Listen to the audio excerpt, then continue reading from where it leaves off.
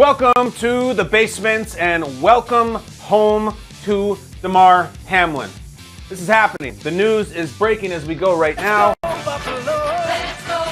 Damar Hamlin has been discharged from the hospital. Bring up the information, my friends. This is reason to celebrate. This is reason to party.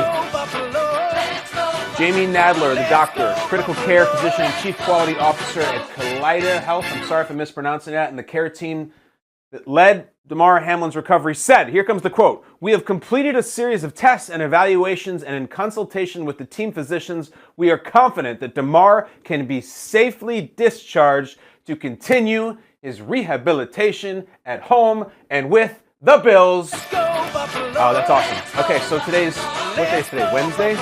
8 days after Damar Hamlin was revived on the field in Cincinnati. Actually, make it 9 days, almost 9 days. He is now going home. Incredible news. Couple of questions. On the way home from the hospital, is he allowed to stop at Bar Bill North and get 10 wings? Is he allowed to do that? Can he do that? Is he eating regular food yet? If not, that will come. Also, with the way that this guy is recovering, his physical and mental and emotional strength, is Damar Hamlin going to have 12 tackles against the Dolphins this weekend? What the hell's going on? This is incredible. We went in 10 minutes from, oh my gosh, this is the worst thing ever. What's going to happen? Everybody pray, everybody hope to. He's at home. Home? We were worried this guy was going to be in the hospital for weeks, months, who knows? It's great, great, great news. Great news. Very uplifting news as there's a massive football game in Western New York this weekend, and really all over the country, which is why we're going to do what we do here. Very happy for the Hamlin family. We're going to talk quarterbacks today, guys. We're going to talk Tom Brady, Dak Prescott, Lamar Jackson, Kirk Cousins. It's go time. This is why you lift all them weights. Also, we have to talk about the humor that's going on in the Cowboys game and the Cowboys coaching situation. And Jerry Jones, I have much more to evaluate Mike McCarthy on than one wild card game. Do you, Jerry? Are you just lying through your teeth, or do you think you're telling the truth and we'll come to find out? I'll tell you the truth about this. We got report cards on you knuckleheads. You guys sent us your predictions here at the basement. After week 13, you sent us the predictions, we put them in a wine bottle, and you said, there's what's going to happen the rest of the season. It's time to pay the piper. It's time to check them out. I'm going to walk over to my bar with you shortly. I'm going to pull them out of the bottle, and we're going to review. And many of you are going to be laughed at. And a few of you are going to be patted on the back, but mostly the laughing at. Not like my predictions have been great, but I can predict this. We're about to start right now with what I love, what I hate, and what's hilarious. I missed.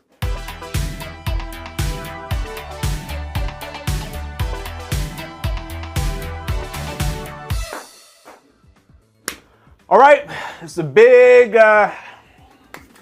It's a big weekend, guys. Huge weekend for everything we have here that we're going through in terms of these teams we've been tracking for 5 months, the NFC teams, the AFC teams, but ultimately it comes down to quarterback. You know what I love? I love that in just a few days, we're going to get the next chapter. We're going to get the end of the next chapter for Tom Brady. Here's how it breaks down. Monday night, the last game of Super Wildcard Weekend, as we're being encouraged to call it on NFL Network. Bucs versus Cowboys. What's going on with this game with Brady? There's so many ways to go. Let's play all of the what ifs. Let's say that somehow, some way, the Cowboys beat the Buccaneers in Tampa and Brady is done for the season. Now, mind you, he just finished the first sub-500 career of his life. He's never had one in the pros. He never had one in college. People have gone and looked. He never had one in high school. When he's the starter, maybe he cameoed with Drew Henson in college or whatever, but when he's been the man to start the season and end it principally, they've never had a losing season. Well, they just did. The Bucs went 8-9, and they're going to be hosting a home playoff game. If they lose, they go one and done, and really he finishes an 8-10 season with a loss to Dak Prescott and Mike McCarthy et al. Can Tom Brady walk away on that? It's just, I just don't have it in me anymore, and I really need to dedicate my time to my family and my children especially and whatnot. Can he end on that? On that, I mean a very deflating, disappointing end to a very average season, the most average he's ever had as a team, and he loses at home to Dak Prescott, and then that's it. That's the walk-off. I don't think he can. And I think it really matters to Brady. I think it matters how it ends. I think he cares about that.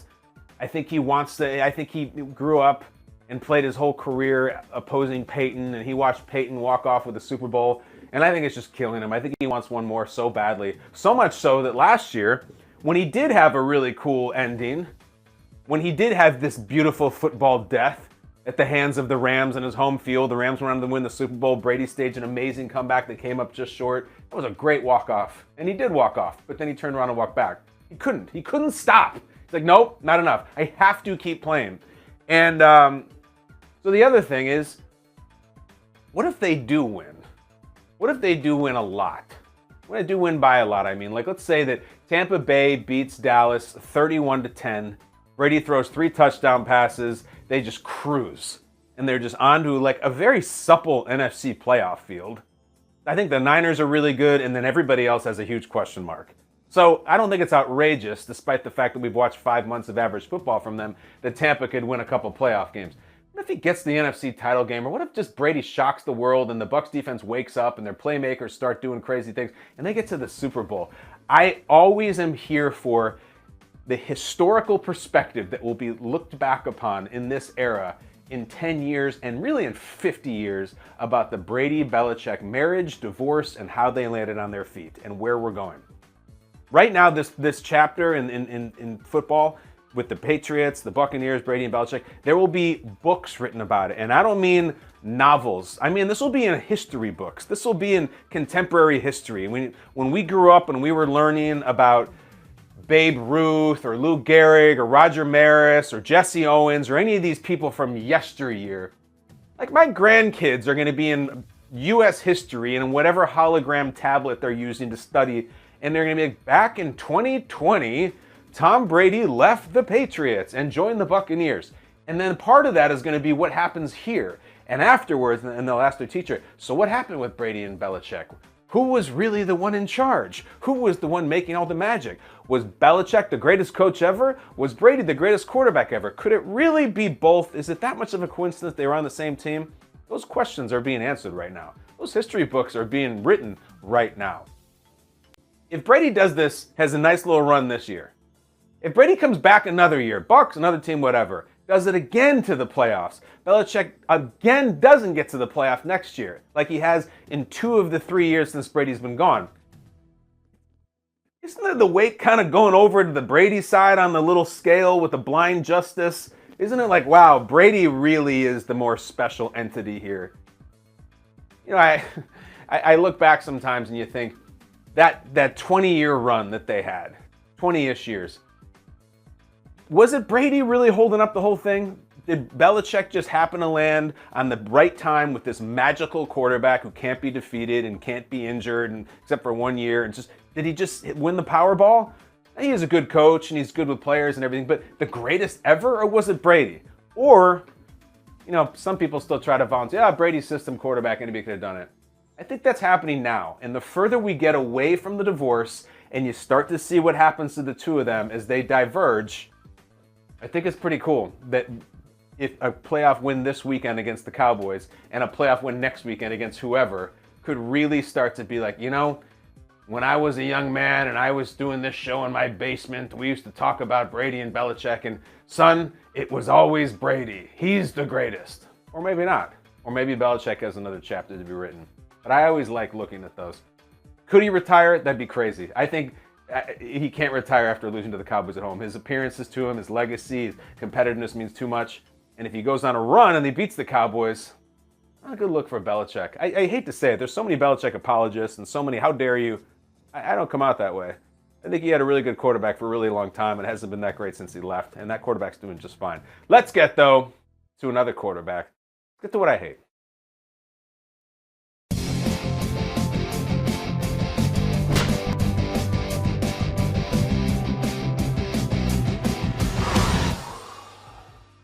This one's personal for me, guys.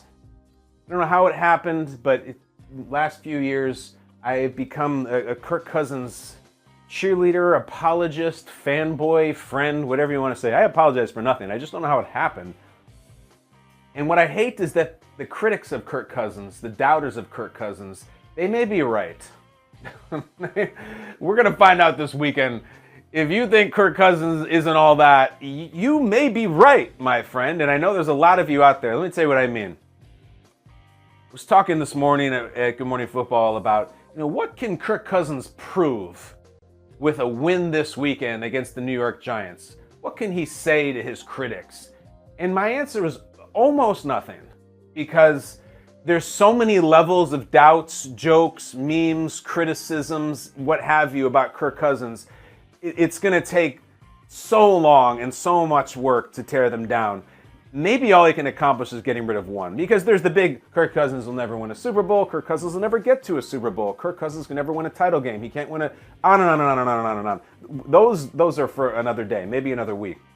But it used to be the criticism of Kirk Cousins that was just internet fodder and radio call fodder was that, well, Kirk Cousins can't win in primetime. Can't win in Monday night. He can put up stats and he can win this anonymous Sunday game against whoever, the Lions, but you put him in those bright lights, Kirk Cousins can't get it done. And that had its run. Now it's gotten so specific and so in the weeds that the Kirk Cousins criticism you see now everywhere is that Kirk Cousins can't win in the afternoon. Never mind 8 o'clock at night. Now the joke is Kirk Cousins can't win at 4 o'clock. He can only win in the 1 p.m. games. In other words, you sit down on Sunday to watch 6 hours of football, and there's that big wave of 10 or 11 games at 1 o'clock. If he's in those games, he's great. But those 4 games that are at 4 o'clock on Fox in the late window, and it used to be Buck and Aikman, and he is screwed in those. And the reason it's coming up now is because, guess what? This game, Vikings versus Giants in Minnesota, is in the late window. It's like a 4:30 kickoff. So everyone's saying Giants are going to win. Everybody's on the Giants. This is your special. You're going to go into Minnesota and win. And me, as the white knight of apologists of Kirk Cousins, I mean, how dare you? What do you mean? How bad could he be in the late window? That's a made-up thing. That's fake news. Guys, I did the research. I did the digging. I did the legwork. You want to hear what I found? I looked into Kirk Cousins' win-loss records in the late window. Again, not prime time. That meat between the two buns, the late afternoon game. Here we go. Bring me up Kirk Cousins in Minnesota. Let's get a look of our guy in the purple helmet. All right, there he is. Kirk Cousins, while quarterback in the Minnesota Vikings, in the late window games, has a record of 5-9. 5-9. His average loss of those 9 losses, his average is 15 points. That's just the average.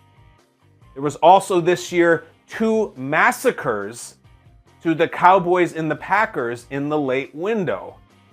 Just destroyed. So that's not great. Remember, this is a 13-4 team. 5-9 with the Vikings in his time there in the late window. Let's go to Washington. Different era, different organization, different head coaches, different Kirk Cousins. In the late window, as the starting quarterback for Washington, 2-9. 2-9! 5-9 with the Vikings, 2-9 with Washington. This doesn't look great. So you think it's going to end there, don't you? Oh no. Let's go to the Big Ten.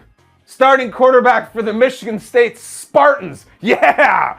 Look at him there against the Badgers. Michigan State. These would be the 3:30 p.m. Eastern kickoffs. Maybe he's playing the Golden Gophers.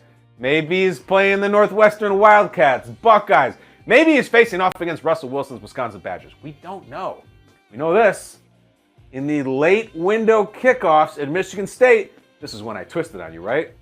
Nope. 3-6. 3-6. And you think that he was on some bad teams in Michigan State? How dare you? Kirk Cousins never lost to Michigan while he was there. He was in a quarterback room, as you know, that had Nick Foles and Brian Hoyer in it, and Kirk Cousins. Those were good teams. They were 3-6 in the late window. That is a grand total in the late window at the college, early pro, and veteran pro level. 10-24. What am I going to do with that, Kirk? I'm supposed to defend you. That is not good. And you think it's over? It's not. We go to the high school level. Let's go.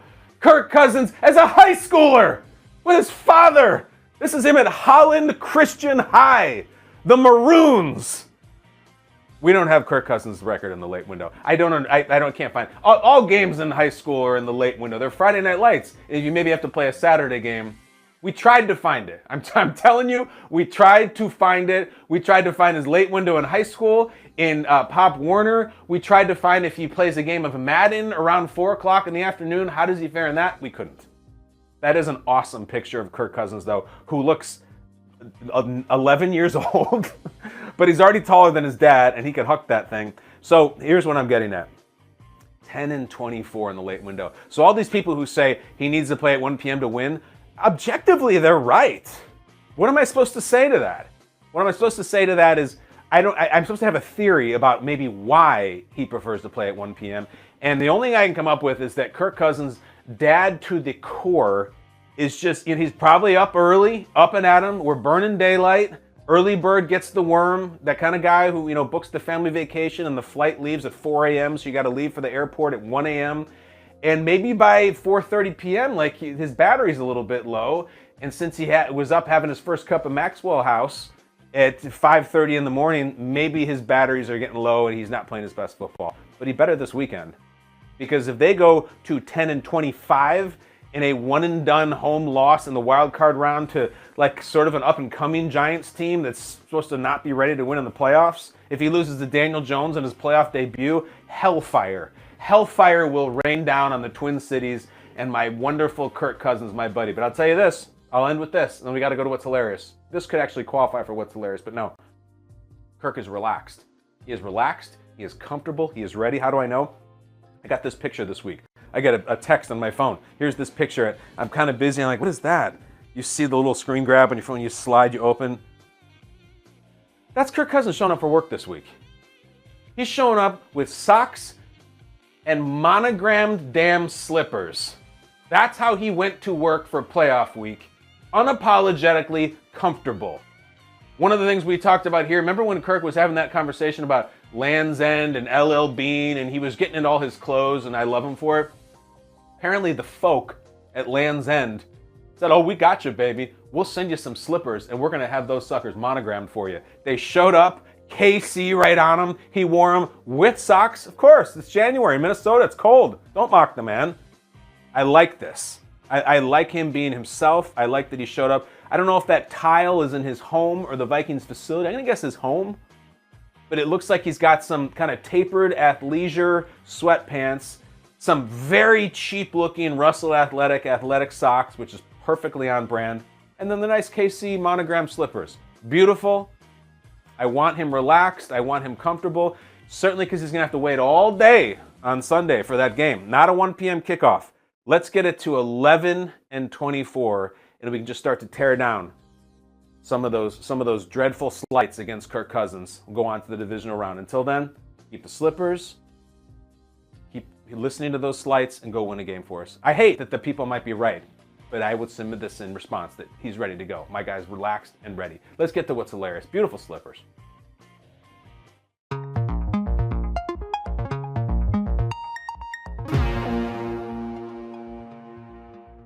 Why am I already laughing about Tuesday morning when it's right now only Wednesday? I'll tell you why. Because 6 days from today, next Tuesday, just might be the take-pocalypse. We are all going to be guided up by talking head Sherpas to the top of Mount Take while it erupts with liquid hot magma of fire raining down. Why? Because the Monday night game, as I mentioned, is Bucs Cowboys. If the Cowboys lose on Tuesday morning, the take makers, and I'm not even talking about the me kind, I'm talking about the ones who go nuclear, the provocateurs, they're coming off the top rope with 2 butcher knives in their hands and bottle rockets shooting out of their ears and a fire extinguisher out of their butt. They're coming with a full circus of content and takes. If the Cowboys go one and done, all the takes about Dak, certainly Mike McCarthy, which I'll get to shortly, they're going to be astronomical. Like, that'll be pure Cirque du Soleil performance art on certain television programs and radio shows. You know what I'm talking about. Or if the Cowboys win.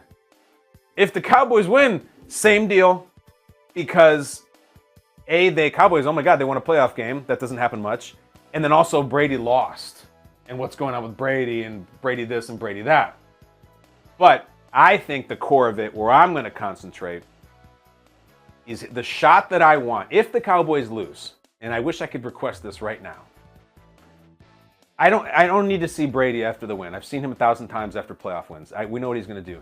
Yeah, good job. Stay healthy. See you soon. And walk off. It'll be great. Respect it. And I don't want to see Dak. Dak is not very facially expressive. I want to show Big Mike. I want to see Mike McCarthy, who has some of the gruffest, most cantankerous, angry body language when things aren't going well. When he's on the sideline with that big card of his and his hat and his headset, I want to see that walk off the field. If they lose. And if they win, God bless you, Mike McCarthy. If they lose, I want to see that. Because Jerry Jones said yesterday in one of his 76 weekly radio hits that he does that he will not be judging Mike McCarthy and his job status based on this wild card game, and that he has plenty of other things to go with when it comes to judging Mike McCarthy.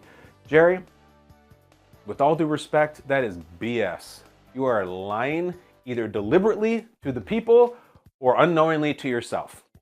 Because I'll tell you what, it would be one thing if Mike McCarthy went one and done again in the playoffs with your beautiful team that you've packed with talent and assets and all that. That's not good. You got to scrap a couple playoff wins occasionally. However, if there was one thing, it was just him. There's this beautiful figure out there that has a history with you, that has an allure around him, that has a reputation of winning and offense and sizzle and show. And his name is Sean Payton, and he's just sitting there. And I'll tell you what, if I am Sean Payton and I'm interested in the Cowboy job, and you better believe he is, the second that clock hits triple zeros and Mike McCarthy goes out there and he shakes hands with Todd Bowles and he walks off and he's all gruff and pissed off, I'm going to text the 3 most dangerous letters in the English language to Jerry Jones. S-U-P. So, no question mark, no emoji, no elaboration, just sup. Because Jerry will not be able to help himself. He'll text right back, sup with you, let's talk, I'm going to send the jet. That's the where this is going. Mike McCarthy has a hard enough job winning playoff games with the Cowboys, who almost never win playoff games. The problem is that Jerry is sitting there with Mike McCarthy in the corner table at this nice restaurant, and they're in a marriage together, and it's going fine, whatever, it's all right. It's not the greatest ever, not terribly passionate, but productive, constructive, successful marriage. But that eye is wandering, and it always is. And of course, he looks up and he does a double take. Whoa. Across the bar, sitting there with a martini, is one of his exes that he has not seen in years, that he's kind of secretly been talking to, just checking in with every once in a while. And the ex is there, the ex is single, the ex looks great, and is sitting there with that drink and saying, come here, come over here. And that ex is Sean Payton. And believe me, Jerry's going over. He's going over, and he's staying over, and he's going to leave Mike McCarthy with the bill. That's how I believe. I believe if they lose this weekend, the Cowboys, if the Cowboys lose to Tampa on Monday night, I think Sean Payton will be the head coach within a week. Maybe within a day. I think it'll be that quick. And listen, Mike McCarthy, good football man, strung together some great seasons, great regular seasons. He just has this stink on him, and maybe it's unfair. But he's not looked at as a guy who's like, we're going to get you over the hump, because he has year after year after year after year of having really good quarterbacks in offense and going to the playoffs and losing. Now, what's funny is that Mike McCarthy has gotten to 1 Super Bowl and he won it. Sean Payton has gotten to 1 Super Bowl and he won it. And Sean's was longer ago than McCarthy's was. And yet there's just this magnetism about him where everyone has decided that he is the God's gift to coaching. I don't know if he is, but I would rather have him than Mike McCarthy. And I think that if the Cowboys lose, they will. Jerry will go over. He will sit down on the next bar stool, and that is all she wrote.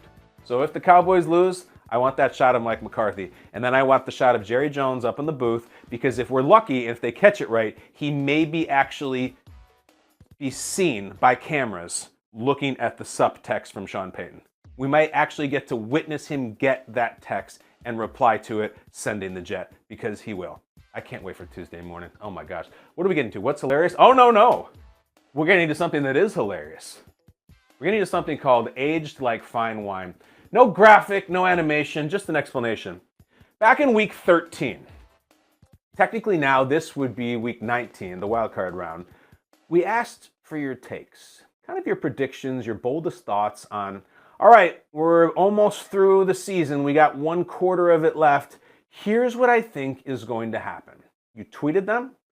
You came strong with them. We wrote them down, and we put them in a wine bottle to just sit there on the shelf in my bar over another part of my basement. And I said, when the regular season's over, we're going to crack them open, and we're going to laugh at them. I mean, we're going to judge them and see how you did with them. You know what we're going to do right now? We're going to go to Skycam. Let's go to Skycam, because we're going to take a walk. Skycam is right up here. Hello. Here's what I'm going to do right now. I'm going to take you on a little walk. Normally, I just take you, and we go past the Warrior, and we go to all our guys here, and there's Michael, and there's Dominique, and there's Kobe, and there's Vince. But we're going to go out of the studio right now for only the second time in show history, because we're going to go over here to the bar. It's not that far. Come with me. We tested it before the show. It'll be technically sound. You can hear me fine. Now we're in the main living quarters. There's no children here because they're still at school. And there's no wife here because she's upstairs. But there is a bar here. And if you can see in the bar, right down here, that's a little picture that is, I think, gin under a microscope. Somebody gave it to me. I thought it was cool. And right here is where you're going to be under a microscope, my friends. Because these are the actual takes and actual tweets that I wrote down in this beautiful bottle of wine that my wife and I drank the night before. And I took them down. And now we'll have a little bit of the unmasking to see how you did. I'm going to put you back up on the harness. And let's go to home base. And I'm going to pull this cork out with my teeth like I'm a pirate, like that. And I'm going to start pouring these out. And they're a little bit stubborn. It's almost as if some of them don't want to come out, like they're hiding. Like they're a little hermit crab going into its shell because they don't want to be red. But they're going to be red. You can believe me. So, week 13 takes from you, the people who follow Kyle Brandt's Basement. I can't wait. I'm very excited. I've not seen these. I mean, I saw them in week 13, but I don't remember them. Here we go. Take number 1 out of the bottle. What do we have? It reads as such. Can we bring it up on the screen for the people? Here we go. Brody, whose handle is It's Giants Season. He predicts that at the end of the regular season, right now, the Cowboys will be leading the NFC East, and the division will have the same back-to-back winner for the first time in almost 20 years. Brody, that is incorrect. The Eagles won the NFC East, but it's not a woefully incorrect prediction. The Eagles kind of struggled at the end. The Cowboys really struggled in the last week, and we do not have the same back-to-back winner, but the Cowboys are in, and your handle is It's Giants Season. The Giants are in, Brody. 3 teams from the NFC East got in, but that is definitely an 0 for 1 on a prediction. Let's see if we can do better or worse. Next one. Next tweet. What did we have? Oh my God, what do we have? J-Star2. What is this?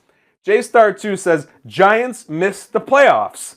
Signed, Giants fan. Why would you do that? I mean, I guess I know why you would do that. Remember, these were not beginning of the season and these were not 2 weeks ago. This was after week 13. They were bad. They struggled. Remember they kept falling on their face and went a long time without winning a game, and then they tied a game. So I can see why you might say that, but I'm thrilled to tell you, J-Star2, the Giants made the playoffs. And if you ask some, not me, they got a really friendly little situation in the playoffs going to Minnesota to play the Vikings. So you're not only wrong, you might be way wrong. They may be in the divisional round. Next tweet. These are both kind of mild. Let's see if we can get cooked up. Lou Montagna. Like Joe Montana? He says, oh, now, see, this is why you do this segment. He says Jordan Love will be, this is awesome. Lou, what are you talking about? All right, Jordan Love will be the leading passer for the last 4 weeks cumulative of the season. Lou, are you saying he'll be the leading passer in the NFL for the last 4 weeks of the season? Or were you saying he was going to be the Packers' leading passer? I think you wrote out the word cumulative. I think you mean he's going to lead the NFL in passing for the last 4 weeks.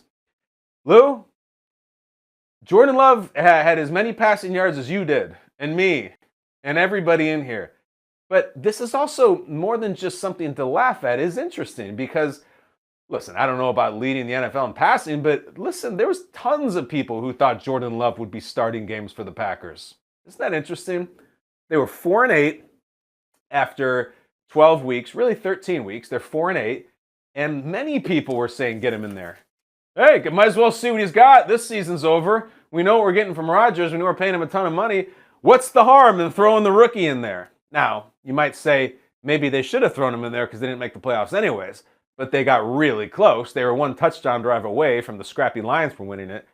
Lou, you could have just said Jordan Love will be starting for the Packers, but no. You said he's going to lead the league cumulatively for the last 4 weeks of the season. So more than Mahomes, more than Herbert, more than Allen, Jordan Love, just all over the place to those same receivers and tight ends that Rodgers could get nothing going with. He was going to just be blowing up Allen Lazard and Robert Tonyan and Randall Cobb. I like it, Lou. This is my favorite tweet of the segment so far. Let's go back to Week 13 again. What is next? Next out of the bottle of La Crema Pinot Noir, Joe Nelson. He's got, this one's kind of sad.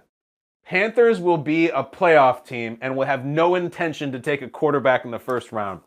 Joe, why did you think that after Week 13? The Panthers were still awful then. That was right before they got the Darnold assance and they made that little run where they won a few games and they beat the Lions. No, the Panthers are not a playoff team. The NFC South was a terrible, god-awful conference. I tried as hard as I could the last several months. Falcons, hell no. Saints, hell no. Panthers gave us a jolt, but then that was it. No intention of taking a quarterback. You think they would stick with Darnold still? They'll be sniffing around, believe me, Joe Nelly. I like to get a Panthers prediction. There's not many of those other than mine. I predicted they'd be in the playoffs to start the season. We were both wrong, Joe Nelly. Next, these are fun. I love these. Joseph Curtis. All right, we finally got a Bills prediction. Bills will finish 11-6 after losing at New England tonight. That did not happen. To Miami. That did not happen. And at Cincinnati. The game was not finished. No home playoffs.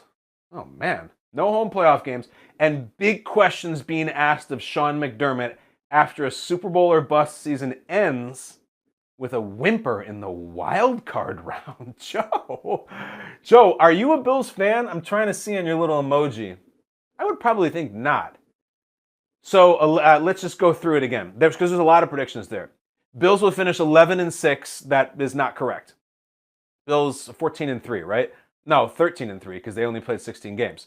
After losing at New England, they did not lose to New England. They did not lose to Miami the second time. And then, as I mentioned, the Cincinnati game, they were losing 7-3, but then the game stopped. No home playoff games is incorrect. They have one in a couple days. They have at least one. They most likely will have two. In fact, I think they definitely have two, don't they? If they win Miami. No home playoff, and big questions being asked of Sean McDermott. Joe made it sound like Sean McDermott was going to get fired or something after a Super Bowl or bust season ends with a whimper in the wild card. Now, listen, I guess that's in the realm of possibility if they lose to the Dolphins this weekend. And from what I hear, it's going to be Skyler at quarterback for Miami. I mean, and no Mostert. I'll just put this out there now. That would be an unfathomable loss by the Bills to a team you know well that is heavily wounded. The defense is pretty good, and they have weapons, but can you guys tell me what my staff, in a second, what is the spread in that game? I'm just going to guess, not knowing point spreads very well. The current spread on Bills-Dolphins, is it 10? I'm going to guess. Is it 10.5 points? It might be more. But I don't think there's going to be ended with a whimper in the wild card round. Do we have more tweets? It's 13. All right, so I'm hearing from Miles in my ear that it's Bills minus 13 after the news of Skylar Thompson at quarterback. Minus 13, and that might move more. All right, how about Tyler? Tyler! I'm so excited to read this. Tyler says Jags win the division. Oh, yeah. Pit the pitbull for Tyler. That was really good.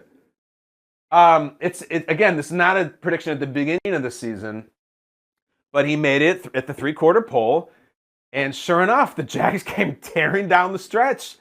That's an awesome prediction. What do you think about the Jags this weekend, Tyler? It's a really tricky game. At home against the Chargers. I think it's the toughest game of the weekend to pick, actually. They both are playing well. The Jags have more momentum. They're at home. Tempted to go with Jacksonville, but probably Chargers more talented. But when aren't the Chargers more talented? Is that it? I could do this on my free time. I don't need to do this at work. I find this so interesting. Do we have more? Give me another tweet. Yep, the mark of the beast. This is interesting. He says Russell Wilson will end his final press conference of the year by saying, Broncos country, let's ride. Is that happened? He's had his final press conference. I don't know if he did. He actually played really well in his last regular season game, which was against the Chargers, right? I don't know if he did. Has he still been doing that? Like, I'm kind of been off the Russell Wilson beat a little bit because the Broncos are so irrelevant. He did not, apparently. I'm hearing variations of, we're going to turn this thing around, he said over and over, but he did not say Broncos country, let's ride. When did he stop saying it? I remember he was getting crushed for saying it about a month into the season when they were so bad. Did he give it up mid-season? I honestly, I'll cards on the table. I've not been watching Russell Wilson's press conferences after the game because they're just irrelevant because they're not a relevant team. But I guess he didn't say it after the season. I'm kind of disappointed. All right, we have, is that it? Oh, we have mine. Okay, mine. Damn, I'm looking at them right now. I don't remember. I hate the second one. All right, my predictions. I didn't put them in the bottle. The staff tells me, I don't remember saying this. All right, I said Jets miss playoffs. That's good. They missed the playoffs. I think I also said the Giants missed the playoffs too, so that was wrong. This one kills me though. I predicted here for you, the people, I staked my reputation and that of the Ultimate Warrior, rest in peace.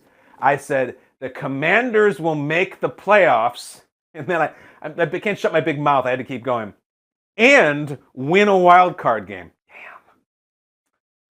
Well, I mean, look, it's not the most embarrassing prediction ever. The Commanders were there. They were doing this Taylor Heineke thing. And they crushed the Cowboys in Week 18. Crushed them. You know what crushed this prediction? Carson Wentz and Ron Rivera. Just saying, we're going to make a switch. Carson, save us. Carson just throws 3 interceptions. Done. It's out. Oh, man. They could have played anybody on that roster at quarterback, and they would have done better. Maybe even won the game. That would have been fun to get Commanders make playoffs, win a wild card game. That was super fun. I like the Jacksonville one. I like the Russell Wilson one. I like all of them, even the boring ones. That was great, guys. Maybe we should do it again.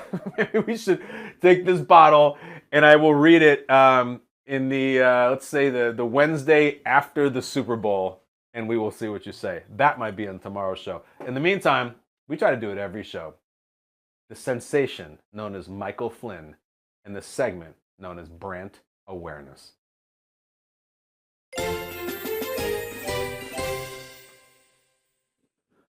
Flynn, did you make predictions? I don't remember.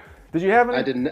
I did not. You came to me right after that segment, and I was expecting to have to make one, but you actually didn't come to me to make them. I remember you were very high on the Commanders at that time, and you were going back and forth. You said Jets are going to make the playoffs. Actually, I think they're going to miss the playoffs, and you finally settled on miss, but you kept going back and forth. Well, I'm not going to make that same mistake twice. Right now, Michael Flynn, give me your Super Bowl matchup and your winner. Ooh, give me Bills riding that momentum and finishing a great story over the Niners. Yeah, Bills-Niners is a good pick. Certainly the Niners is. No, Bills too. My prediction at the beginning of the season was Bills over Packers, which is already half wrong. And like the Bills got so much work to do. You know, oh my God. This say what you want about Skylar Thompson in Miami. It's just that C word, Cincinnati, and that KC word, they're just sitting there, and they're going to be I don't know which one's going to be harder. They're both going to be tough games. But let's talk about the AFC playoffs elsewhere. What else? What do you got in the headlines? Let's do it. There continue to be questions surrounding Lamar Jackson and the lack of clarity as to whether he'll be available Sunday against those Bengals. Ian Rappaport and Mike Garafolo both reporting that it's not looking good and that he faces an uphill battle to get on the field with that knee injury. You spoke Sunday about how you expected the spotlight to shine on Lamar, and it has, but the answers haven't been there. He wasn't spotted at practice today, and it doesn't seem like we're going to see him this week. Yeah, this is a huge bummer. Just on one level, I hate that Lamar's not playing this weekend. It's the NFL playoffs, and he's a superstar, and they're playing the Cincinnati Bengals with their superstar. And this is why you buy the number 8 jersey if you're a kid. This is why you draft Lamar Jackson. You're supposed to be out there. And by supposed to, I mean just in the football sense, I'd like to have him out there. I wish Lamar Jackson would say something, or tweet something, or just speak up about anything, because it's not his style. He, as is well documented, doesn't have an agent, doesn't do a ton of media, and his Twitter timeline is just more playful than anything usually, and he likes to retweet things that make him laugh, or people that say nice things about him, which is fine. But there's a lot of talk out there that is insinuations or straight out accusations that maybe Lamar is not giving everything he has for this week and this year's Ravens. It's a very simple thing to break down if you want to. Lamar doesn't have a long-term contract at all. He's got nothing moving forward. He is owed, and it's in the long-term contract world, somewhere in the vein of, I don't know, Deshaun Watson got, and somewhere in the world of $250 million. So there's the insinuation again that Lamar's not right and his knee's bothering him. I'm sure he could get out there and give it a go and give the Ravens the best chance to win, but in doing that, he might risk making his injury worse, or even terribly worse, and he might cost himself a lot of money in the long run. So he's just saying, no, I'm going to play it safe. I do not think that. I do not think that, because Lamar, if he was worried about his long-term health, would not have played this season without a contract. He would have said, yeah, I'm not taking the field this year. Until we reach the long-term deal that I want and that I deserve, I'm not going out there, if he was that kind of guy. Not only did Lamar go out there and give it his all and be Lamar and run around, Lamar also said, once the season starts, don't even approach me about a contract. I'm not talking about it. So he was the exact opposite of someone who won't play unless he has guaranteed money. He didn't even want to hear about it. This was on record. This was him saying, I have a deadline. Once the season starts, it's football. I'm not talking about a contract, which at the time I had a problem with, because I was saying, come on, Lamar, you start the season 3-0, you're playing good football, and on September 20th, they come to you and say, Lamar, we'd like to offer you $230 million over the next 4 years. Do you want to talk about it? Are you really going to say, nope, guys, I'm focused on Cleveland? No, I mean, that sounds crazy. But my plea to Lamar would be right now, just come out and say something. I respect the way you handle your business in the media, and you are a team guy who does it behind closed doors, and that is great. And I think there's a time and a place for that, and that time and that place are almost always. Right now, I would love either a brief press conference or even just a tweet where you just say, I have always been, and always will be about winning as a team. I have always given everything I can to my team. I always will. I don't have it right now in me. My health is not where it needs to be. Not only will I not be an asset, I might be a liability to the team out there. I cannot be myself. I'm not sitting out because I don't want to help my team. I'm sitting out because I think I would hurt my team. Thank you so much for all the support. I cannot wait to win Super Bowls in the future with the Baltimore Ravens. Lamar, that's all you need to say. But in this silence, in this world of retweeting things and leaving people to guess, I think it brings about a lot of doubt, criticism, skepticism, just all the things that I think that he genuinely doesn't deserve. Address the elephant in the room. It's massive. You have a lot of money at risk here. Generation changing money, your grandkids won't work because of what you're doing right now and what you may be putting at risk right now. But if that has nothing to do with it, then just come out and say that. And if people don't believe you, screw them. But as much as I respect the athletes who stay off social media and who are locked into the game, this is a time when I think certainly the Ravens fans and certainly the media, but maybe even his own team and maybe his own employers and maybe the people around him would be empowered and encouraged by him coming out and making it that clear. I'd like to hear from Lamar. I don't know if he wants to talk about any, but I think it would help him a lot. And no one can do it for him. He has to do it himself. So it looks like he's not going to play this weekend. They're going to lose. I genuinely think that. But Cincinnati is great. And I think the only way this Baltimore team right now has a chance of beating them is just great quarterback play. And as much as I love Snoop, like I can't see them winning this game. I think they would need a great Lamar game. So they're going to lose. And if he's not going to say anything and Harbaugh continues not to say anything, it's going to be just some of the same. Where was he? You weren't there. He didn't go out there. That's not coming from me. I think this guy has so much credibility in the bank in terms of sacrificing himself for the team and for the city and all that. I don't throw any of that at him. I would just like to hear from him. Glenn, what else we got? It's a bummer that he's not going to be in that matchup. Also worth pointing out that Snoop also did not throw a pass in practice today. He's still dealing with that tendonitis in his right shoulder. But let's move on. Locker clean out earlier this week for all the teams that didn't make the playoffs. Broncos offensive guard Quinn Miners had a few thoughts on the Kansas City Chiefs. Take a listen. I said it before. I'm sick of losing to the Chiefs. That is like my number one goal that I'm looking at every day is I really want to beat them. I'm gonna say it because it's one on my chest. The fact that they did that little ring around a rosy play against the Raiders genuinely pissed me off, and I'm just excited for that day and for that moment, and that's one of the things that I'm preparing for going into next year.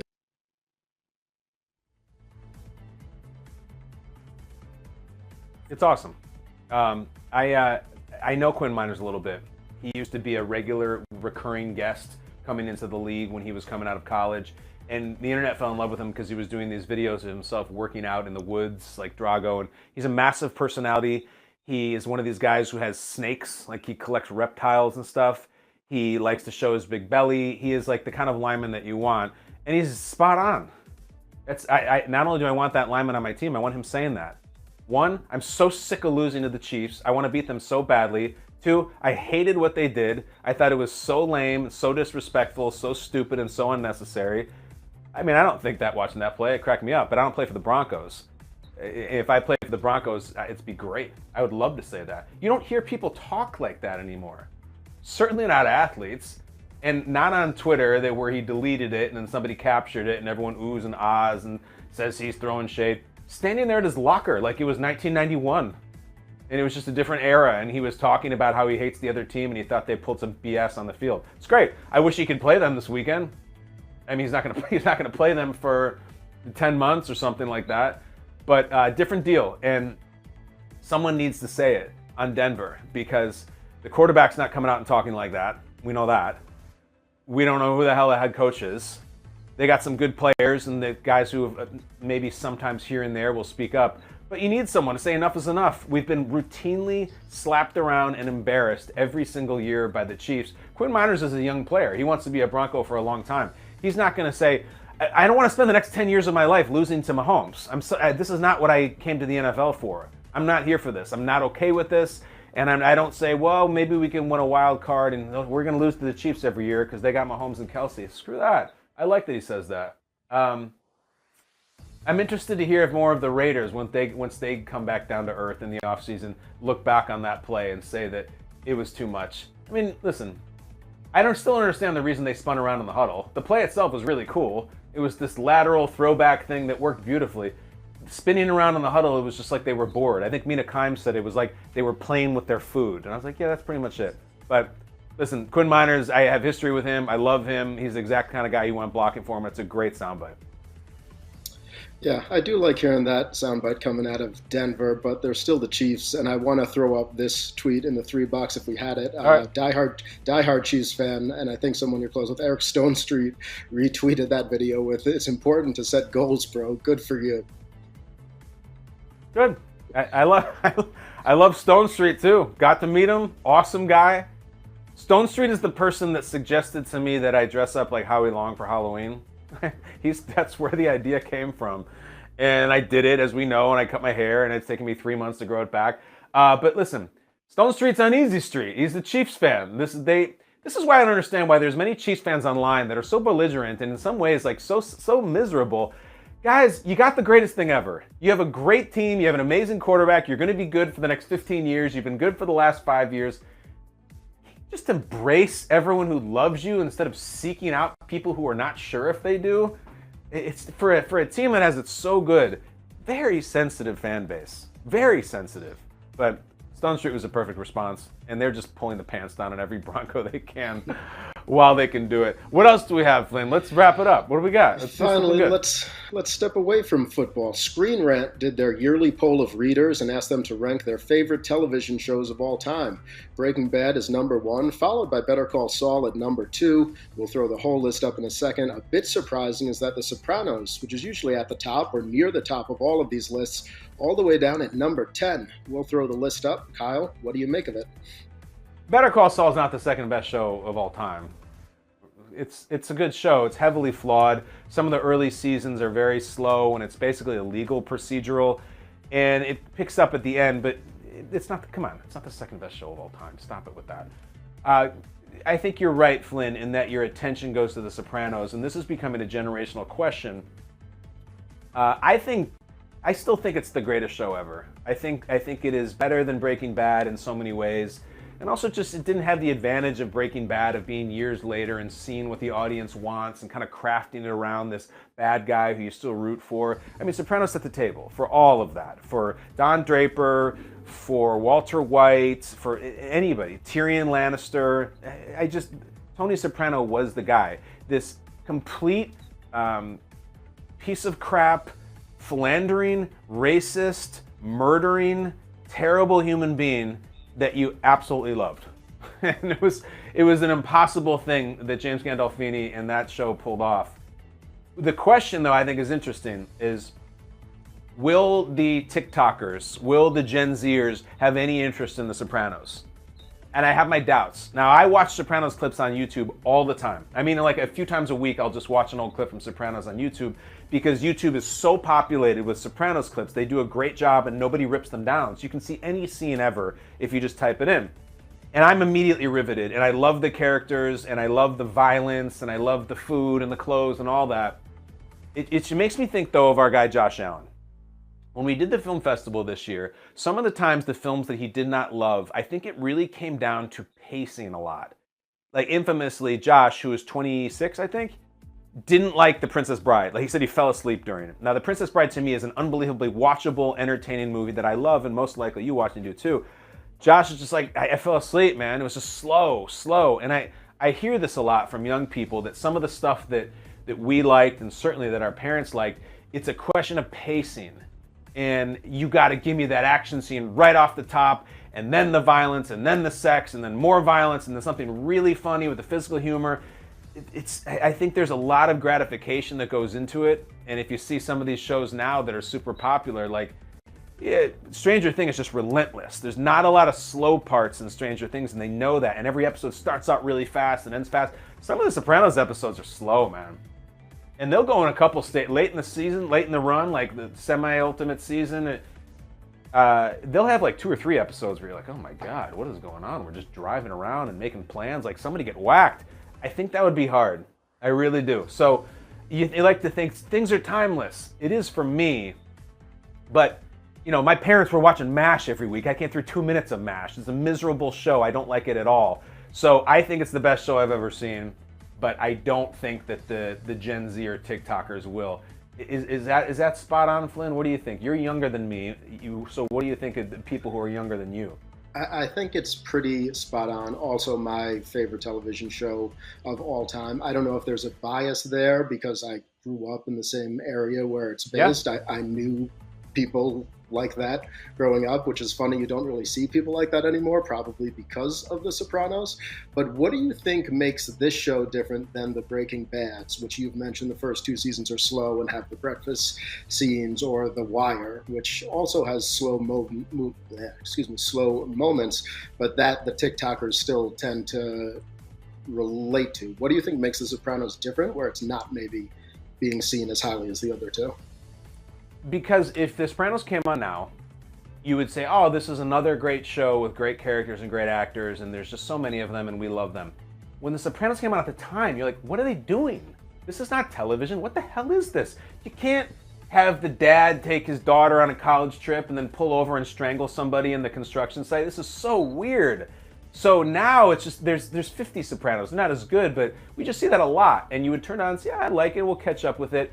At the time, it was like rock and roll for the first time. It was like you were hearing someone play an electric guitar and you couldn't believe what this music was.